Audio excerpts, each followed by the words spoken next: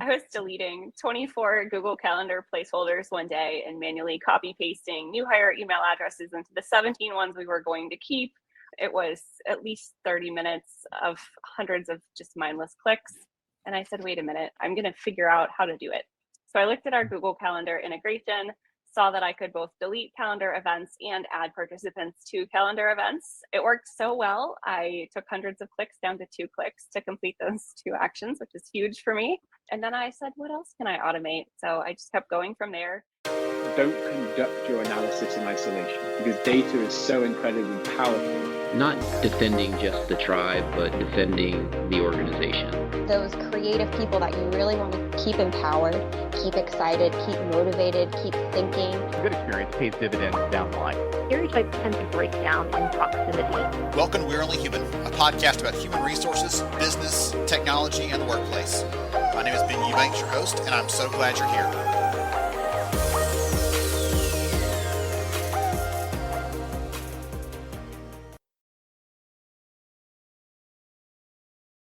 Hey, everybody. Welcome to the conversation. We're so glad to have you here. I'm Ben Eubanks. I'm the Chief Research Officer at Lighthouse Research Advisory, and it's my job to understand the tools, the technologies, the strategies that lead to high-performance HR and talent practices. And so it's a ton of fun for the self-professed data nerd in the room, and I love what I get to do.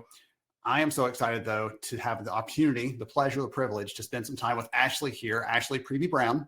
We're going to understand more about what she has been up to over at Zapier, how she is helping the company to level up the onboarding approach and to create a massive impact on their people. Ashley, I can't talk you highly enough. Go ahead and say hello and let everybody know more about who you are. Happy to be here today. I am Ashley. I'm the onboarding program manager at Zapier, where I've worked on onboarding for the last 2.5 years. It's my job to make sure that new hires get the experience that we promise them during the hiring process when they join us at Zapier. So looking forward to sharing more about how we do that with y'all today.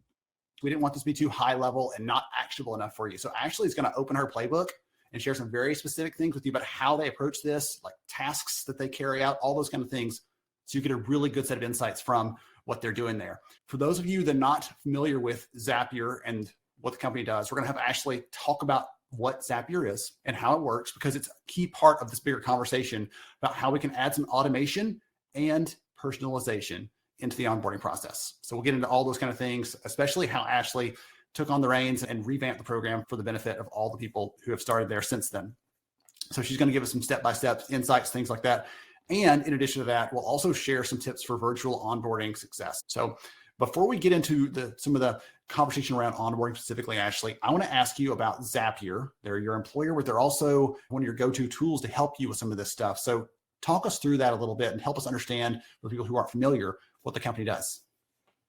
Sure. So Zapier is a tool that provides easy automation for individuals and also for businesses of any size. We have a platform with the largest network of SaaS partners in the industry, and we connect tons of essential apps that small businesses need to automate their tasks. So that could be things like lead management, sales processes, project management, and of course, onboarding. So a real life example here on the screen of how I use Zapier at Zapier is that when we make a hire in our recruiting system, it sends a message over to Zapier, and then Zapier sends a message to Onboarder to launch that new hire in our onboarding workflow. So it's essentially a mechanism for connecting the different apps that you use and sharing information among them.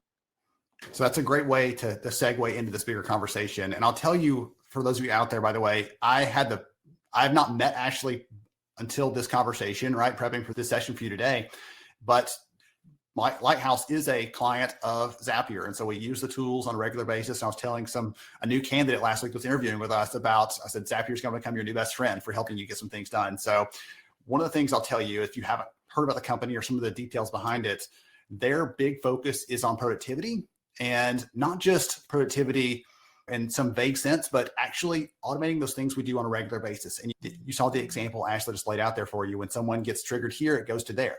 When this happens, that needs to happen next. And so we're going to hear some ideas and some examples around that today. Their team, though, 100% remote. They're onboarding people, as we'll hear today, who are not showing up in an office, because for many of you, that may also be the case. And so you're trying to figure out how do we create this onboarding experience that really connects people when they're not physically connected with us. And so we'll go through some of those kind of things and the examples we'll share. And they also people around the world. So you're getting this perspective of a global organization. This isn't Ashley and 10 of her buddies in some garage somewhere as a high-tech company. This is a robust organization. They've got a lot of things going on. And so as we go through this, you'll get some real sense of that as we start diving into the actual workflows and the pieces that connect into it. And Zapier is designed for automation, for efficiency, for productivity, as I said. But the challenge at the company, again, pre-Ashley, we'll give them that credit, was that the onboarding program was not reflecting that. It did not reflect who they were as a company. And so then Ashley comes in and gets to put on her superhero cape or superheroine cape and save the day. So I'd love for you to talk about some of the things that you're running into when you came on board with the team and realized that, hey, we need to actually start to solve for this because this is a challenge for us. Yeah, for sure. So when I started, we had a great onboarding program, and we still have a great onboarding program. The content was really solid. New hires were giving us great feedback, but everything behind the scenes was manual. So we were manually launching people into our onboarding workflows, manually scheduling them for onboarding sessions. We have tracks that we can run depending on the time zones of our incoming hires. So we were like deleting sessions we weren't going to use, adding people to sessions that we were going to use. We were moving data manually into our HRIS, keeping people's profiles up to date. You can imagine there's human error involved with that. We were manually finding new hire buddies. We record all of our onboarding calls. So we were manually uploading those Zoom recordings into Google Drive, sending reminders. I was even manually creating new hire email addresses for a little while there. It was just a very click heavy process, very manual.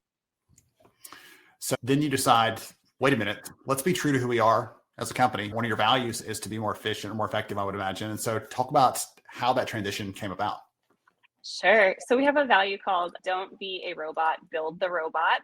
And as I was, it's my favorite value at Zapier. I was deleting 24 Google Calendar placeholders one day and manually copy pasting new hire email addresses into the 17 ones we were going to keep.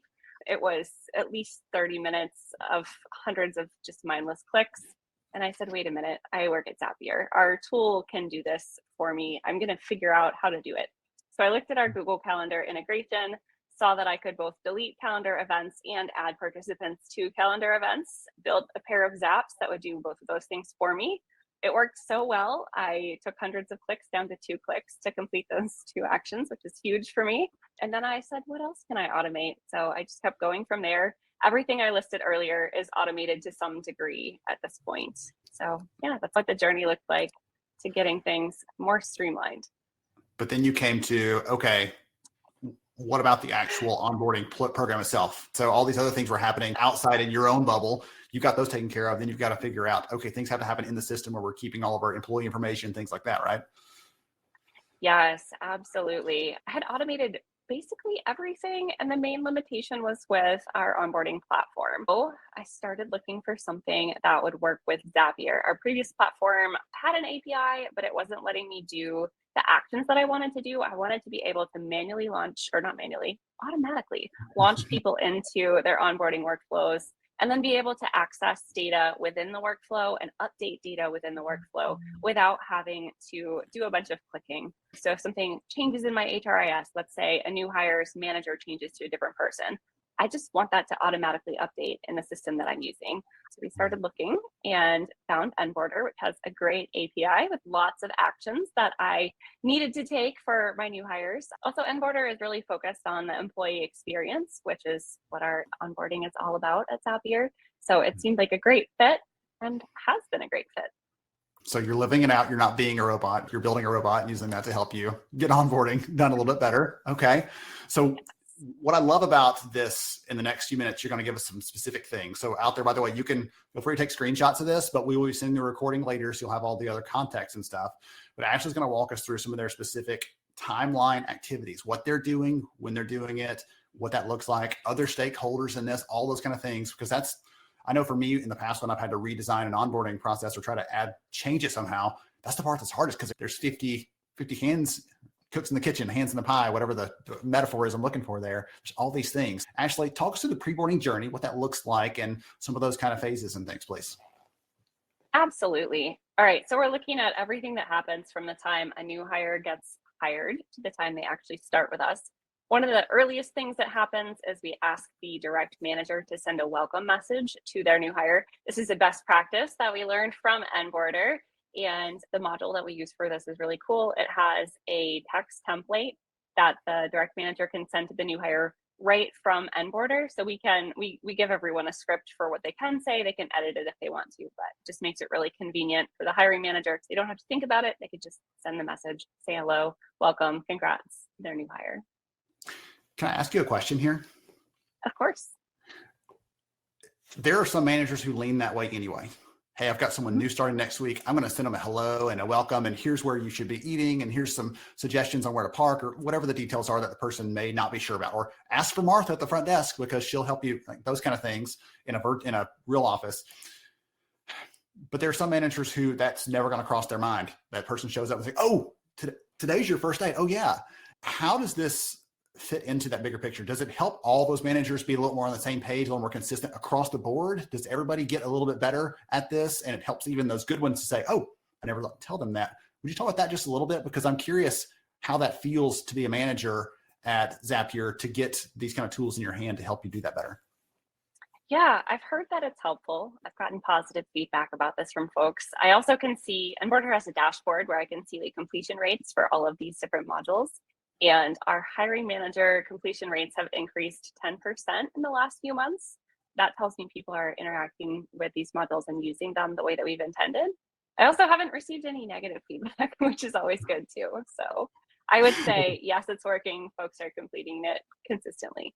So by the way, for those of you that are watching this, I need a little legend here to tell you all this little things that are on the screen, little emojis and stuff. The little lightning bolt that you see is actually a zap where something's being fed into Zapier, or Onboarder is they're pushing information back or forth. So just a heads up, when you see that, it's where information is going, and Ashley isn't having to go do that herself. Thank goodness. And so talk about this step here in your process, Ashley. Yeah, absolutely. So this is a special module just for new folks on our support team. Support training is a very specialized onboarding track. And so this module is letting our support training team know that we have a new support teammate. Typically, we think onboarding takes about 90 days at Zapier. New support teammates take a full 6 months, and they have a very thoroughly scripted out training program that they go through. So this is what kicks that off for those folks. Okay, excellent. All right. Okay, this is the welcome sequence that we're looking at here. So this is the first contact that the onboarding team sends out to new hires. And it essentially builds some hype. Yay, you got hired at Zapier, congrats. And then asks them for some personal information that we need to fill out their profile in our HRIS. You see the little Zap icon there again. So we're collecting personal info, sending it to our HRIS.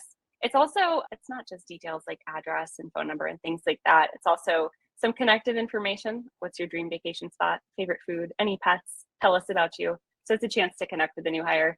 Once we have that info, we're able to send them their swag as well. So we have a swag package that we send out at this point too. Can I ask what's in that swag kit? Like one or two examples of things? I'm always curious. I see the pictures on LinkedIn about many companies, and so I'm always curious. Absolutely. Zapier has some of the best swag I have seen. The current kit includes a sweatsuit, like a full sweatsuit. A lot of places do hoodies. We do a hoodie and sweatpants. Favorite sweatpants. They're great. And normal stuff like a sticker. Oh, socks, bright orange socks. That's what's in this bag. I love that. If you're going to work in your sweats, might as well work in your Zap sweats, right? So absolutely. Yes, I wear them all the time.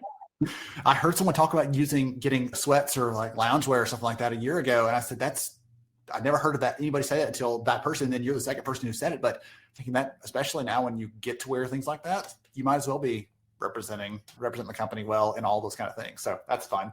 All right. So part of the onboarding piece is not just getting your stuff, but how you actually ramp up to full productivity as a new person. So talk about what that looks like at Zapier. Sure. So 2 weeks before a new hire starts at Zapier, we ask their direct manager to start thinking about where that new hire needs to be at day 90 and then planning for that.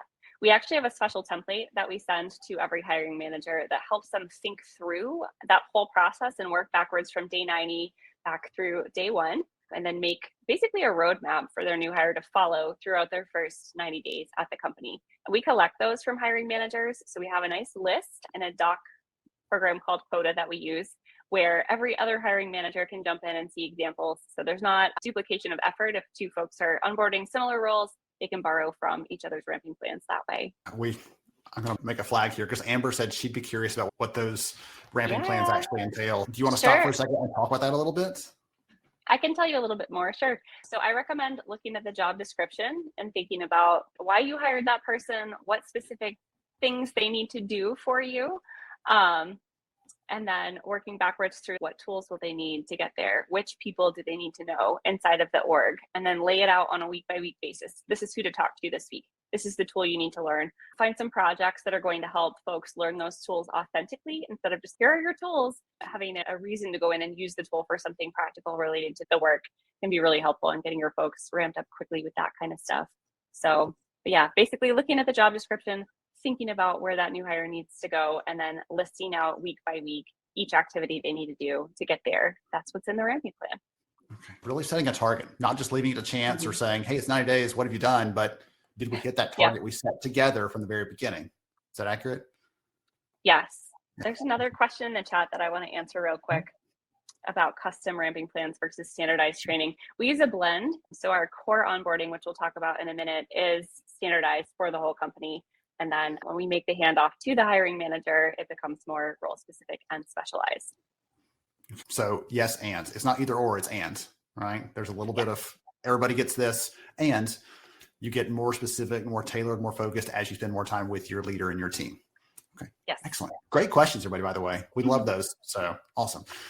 Okay. So beyond that manager ramping plan, there's other people involved in this process of getting someone connected and up to speed. Talk about the Zap Pals. Sure. So we have a buddy program called Zap Pals. These are veteran Zapians who've worked at the company for more than 90 days who get paired with a new hire to show them the ropes and be a point of contact outside of their manager, the onboarding team, and their direct teammates.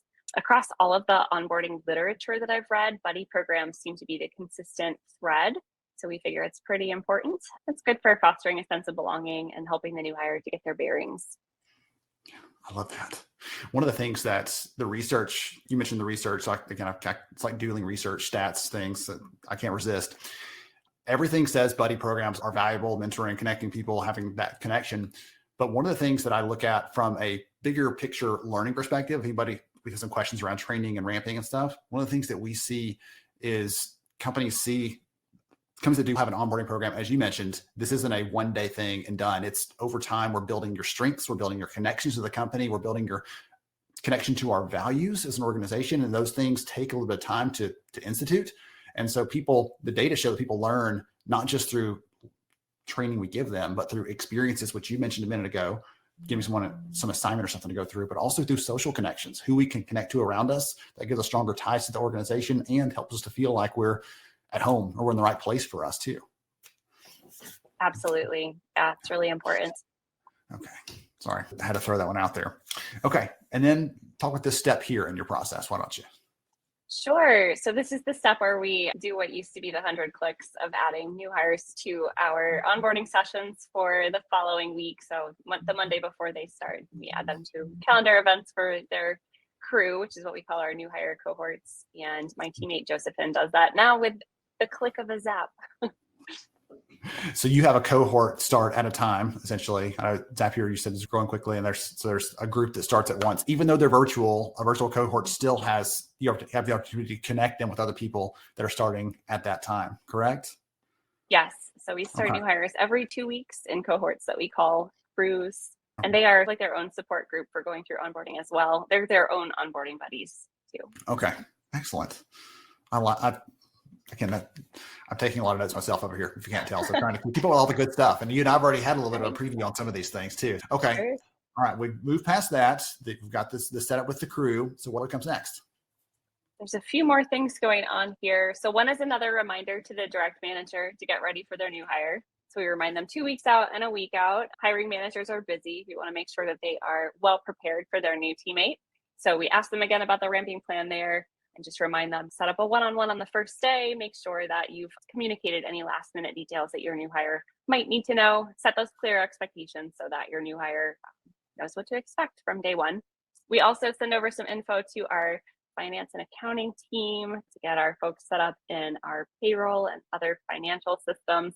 Making sure that your new hires get paid on time for their first paycheck is really crucial to like establishing that good relationship with them. You don't want to hire them and not pay them. So this is very important. And then on the new hire side, if you look at the pink line, prep for first day is a pre-boarding activity that we send out the Wednesday before our folks start. And it is a lesson in our LMS. So you'll see that little Zap sign there again. We are sending a webhook out of Onboarder over to Zapier with the new hire's email address. And then Zapier is taking that and sending it over to our LMS to schedule this lesson for our new hire. That talks them through things like how we use Slack, how they're going to get logged in on their first day, how we use Google Calendar, what our calendar best practices are. That way they're all set for their first day. They know where to go. They know where their crew channel is in Slack, who they're going to talk to first thing first. And of course, how to accept their calendar invites so they can attend our live onboarding programming. I love the picture you're painting here of what it feels like to be on the other side of that as a new, what'd you call it, Zapian? Is that what you call it? Zapian. New Zapian joined the team, because even maybe especially in virtual, it feels a little different. Say I'm starting and I'm not going to see anybody probably. We may be on Zoom, but I'm not going to see everybody. I'm not going to have a chance to shake someone's hand or do something else to really connect with them. So saying, hey, we're going to go through all the stuff that are just unwritten rules here. We're going to write them down so they're not unwritten anymore. So you can have a little more understanding of that. And so you don't feel like the odd person out or the person who's fish out of water. You'll feel very comfortable when you start working because how we work. Has that always been something from the very beginning that y'all had as part of this onboarding? Or was that something that you added at some point because you realized people are coming and we have a certain way we do this and we're going to make sure that they get how we do it? Do you know how that came about? This was before my time. I think it's very wise. It's certainly not something we would take out. It's very important in setting expectations for our new folks. Okay, excellent. All right, wonderful. Okay. And now we're going to get to some of the numbers, some of the figures, because I know we talked about this kind of in the headline for the event, all the other fun stuff. And I'll be honest, it sucked me in. I wanted to know where those numbers came from. And so I'd love to hear from you. Where'd that number come from? How'd you figure out 206,185 minutes of time every year that were saved? Sure. So we have a productivity calendar inside of Zapier where the time that you've saved with your Zaps gets calculated. So if we're assuming a 40-hour work week, this comes out to be 86 weeks of work saved with Zaps, which are primarily onboarding related Zaps. Lots of time saved, lots of clicks saved, carpal tunnel saved.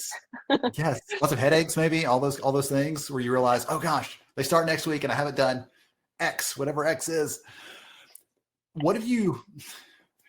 The joke I threw at you earlier is you probably should be on the beach sipping Mai Tais with all that freed up time, but you're not, right? You're dedicated to your people. So what are you doing with that time that you've freed up for you and the team now that you're not having to spend time on those things because they're handled? How are you using your time now? Yeah, we're able to take a step back and look at the bigger picture of our onboarding program and make some key changes, which I think we're about to talk through on a later slide here. Yeah, let's go ahead to the next slide, actually. Okay. Awesome.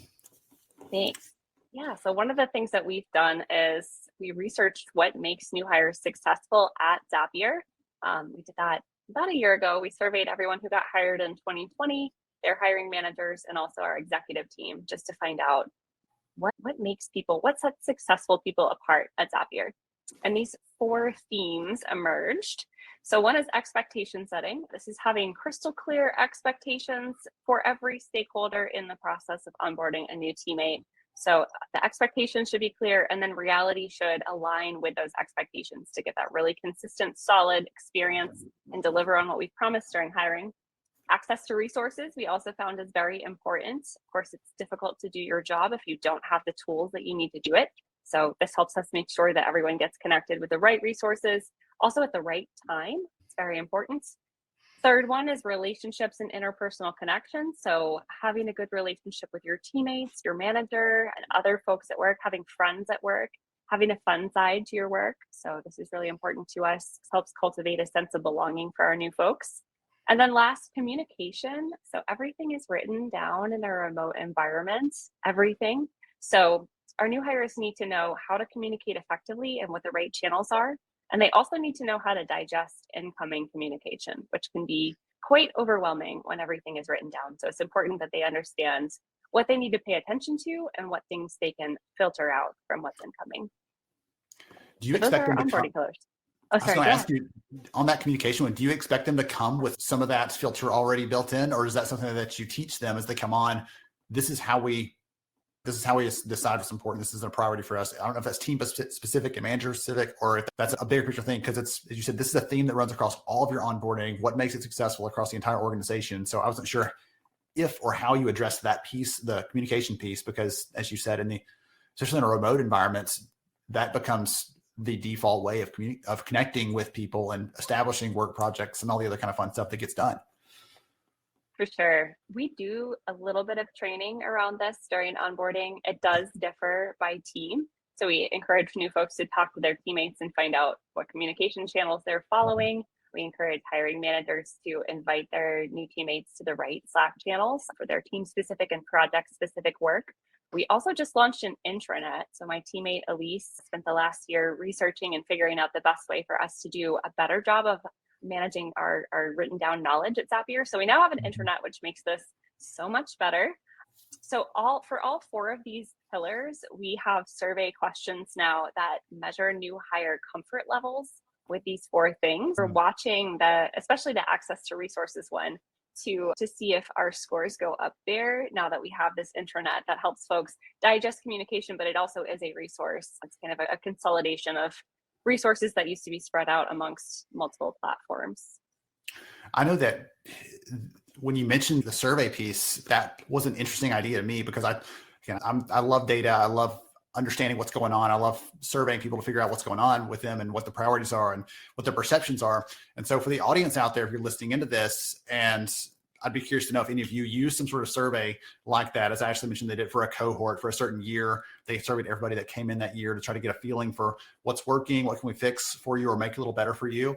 So if you out there use a survey, I'd love to hear about it. If you don't use one, I'd love to know if you'd be interested in diving into that. I'm just kind of curious. It's one of those things I think is a chance for us to make a process better. It's not if someone gives us a red flag, it's not hey, your team is bad. It's a opportunity for us to improve the process overall. And so I'm just kind of curious out there what people are thinking about that. Okay. We actually got a question in, because we were talking about some of the training and how you help people connect to some of these pillars and the importance of those in the bigger picture of working at Zapier. Someone asked a question around the trainings you do. Are these live trainings? Are they videos? Are you giving them, you mentioned a course in the LMS earlier as an example, but is that a default? How are you helping these people with the different resources and tools you're plugging them into so they're ready to get connected, start ramping up, all those kind of things? Sure. So some of the trainings are live. Some of them are videos. Some of them are coursework, and some of them are articles. So all of the above. On a later slide, we're going to show you what our first 2 weeks looks like, which parts are live and which parts are asynchronous. So we can dig into that a little bit more in a few minutes. Okay.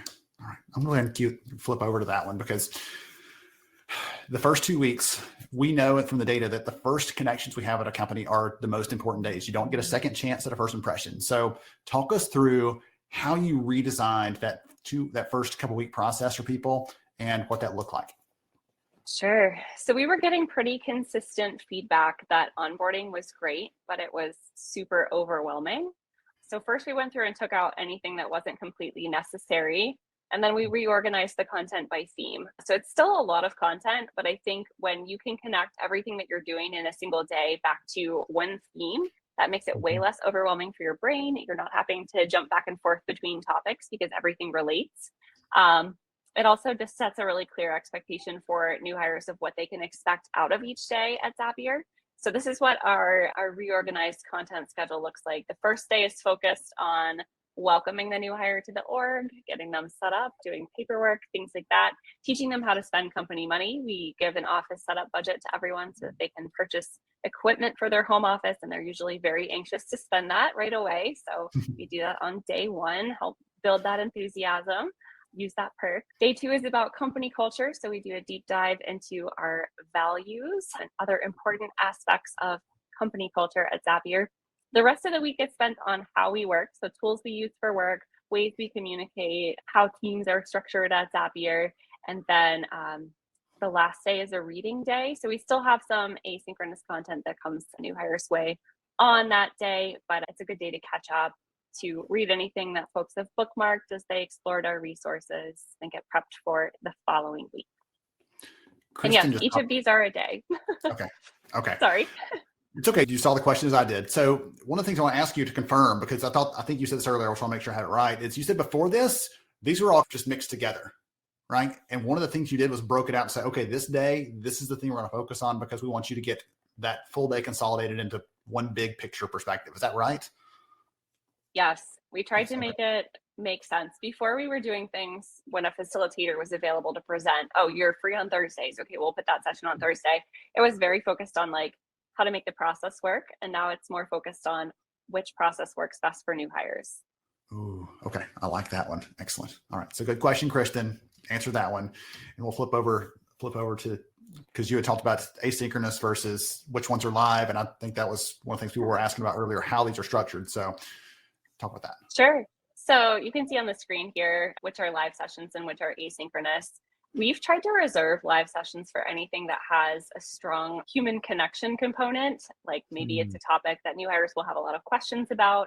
Maybe it's something where we really want them to connect with each other or with the facilitator, or it just seems like a good time for people to be together on Zoom. And then everything else is delivered asynchronously. We don't have set working hours at Zapier, so new hires are free to finish these as it best fits their schedule. So we've tried to reserve Zoom and make it not be new hires being on Zoom all day, every day for their first week at the company. Although they are free to jump on Zoom and work together on the asynchronous content if they want to. And we do see them doing that sometimes.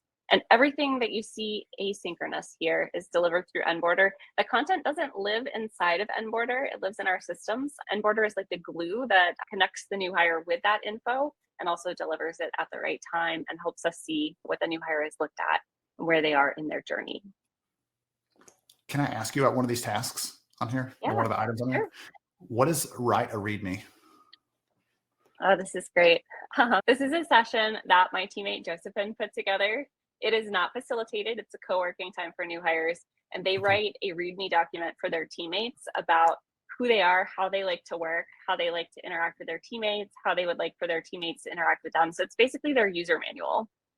And they post it in our internal blog and make sure that their teammates get a copy of it. It's very handy for getting to know your teammates in a remote environment because you're not seeing each other in the office. You can't just observe people's behaviors clearly. You have to tell people how you like to work. So this is our way that we get new hires to participate in that part of our culture. I really like, that's a really neat idea. Just as mentioned earlier, we all know the challenges of work doing the virtual thing. And so that gives them a sense of not just, hey, I like long walks on the beach, but the way that I work best is when I have this around me, or when we're in a meeting, I need a few minutes to digest before I respond, or those little kinds of things may seem insignificant, but those are the building blocks of a real relationship, especially in a company like Zapier where everyone is remote. It's a global organization where you have to find ways to connect with people across all these cultural and time zone boundaries and all the other kind of things that could separate you. This is a way to bring you closer together. Absolutely. Yes. I see some questions in the chat about templates for READMEs. We show new hires some that already exist inside Zapier, and most of those were written from a template that we found from a Google search. So we don't have a set template that everyone has to follow. We like for new hires to make it be an expression of who they are. There's obviously key info they need to include, but the rest is up to them as far as what they want to share. I'm glad I asked that little side question because I thought README was like a technical documentation, and it goes, but on a person instead of on a system or a computer. So that's really fun. All right. And then this last half of that 2-week period. Yeah, this really is the last part. It's week 2 and beyond. So during the second week, our like structured company onboarding drops off somewhat. We focus more high level on Zapier, the company as an organization. So helping new folks understand how their role fits into the org, where we're headed as a company, our market strategy, how our customers get to know about us, how our finances work, all that good stuff happens in week 2. It's not a heavy load of content though, because this is when the new hire really starts to get ramped in their role and work more with their team and their direct manager. So that's week 2. You'll see we have a couple of live sessions. One really cool one, we have a founders welcome and AMA where our founders, Brian, Mike, and Wade talk to all our new hires and they get a chance to ask any questions of our founders that they'd like. It's really a sweet time of connection with the top level of the org. I would say if you can get your executives involved in your onboarding, it just makes a big impact on your new hires. I think it's really cool. I think it's really cool too. So that's week 2. Then beyond that, we have a few other activities. As I mentioned, onboarding is either 90 days or 180 days at Zapier, depending on the role. We have a few other activities that we do during that time. So it's not like folks go through 2 weeks of onboarder tasks and then they're just done. We continue to check in periodically throughout the first 90 days. We have a few more sessions, one about imposter syndrome, which is a common thing at Zapier, and I think maybe in a remote environment, so you're not getting that connective energy that you have inside the office. So we want to normalize that and let folks know how we deal with it. And then after the 90th day, we ask our new hires to sign up to be buddies in our ZapPals program too. We want to ask them to pay it forward to other future new hires. Okay. So once they reach the end of their onboarding, they're ready to serve as a guide to someone else. And the way I love to put it is you don't have to be 10 steps ahead. You have to be 2 steps ahead of the person right behind you. You can tell them what they can expect in those next couple of steps or 90 days in this case. Are there any filters on that, or is it come one, come all? Then they become paired with someone else when they join. Talk about that a little bit, if you don't mind, because there were some questions in and around. Do you assign those to people? What? Yeah. We do. So we ask our volunteers around the org. We have a database of people who have volunteered to be ZapPals. It sounds fancier than it is. It's a spreadsheet of people who have volunteered to be ZapPals. And I have a Zap that pairs new hires with ZapPals.